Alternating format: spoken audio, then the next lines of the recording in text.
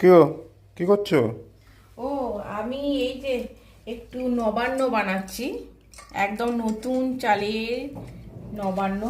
নবান্নটা তো এই অঘ্রাণ মাসেই হয়, তাই আজকে ভাবলাম একটু বানিয়ে খাই। বেশ কয়েকদিন ধরেই নবান্ন উৎসব ফোনে দেখতে পাচ্ছি, তাই আমারও ভীষণ ইচ্ছে হলো যে আমি একটু বানিয়ে আজকে খাই। যদিও এটা আমাদের শ্বশুরবাড়িতে কোনো নিয়ম নেই নবান্ন করার, কিন্তু আমার বাপের বাড়িতে এই নিয়মটা আছে। তাই ভাবলাম, প্রচুর খেতেও ভালোবাসি এটাকে, তাই ভাবলাম একটু বানিয়ে ফেলি।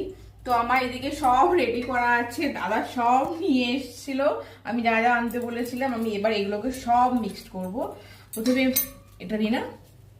হুম, দেবো, এটা দেবো। দাও, তুমি তো জানো।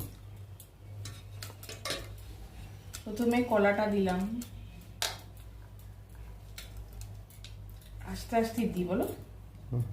কলাটা দিয়েই মাখতে হয় ভালো করে, না সব দিয়ে মাখতে হয় লাস্টে বলো তো? আমার ঠিক মনে নেই।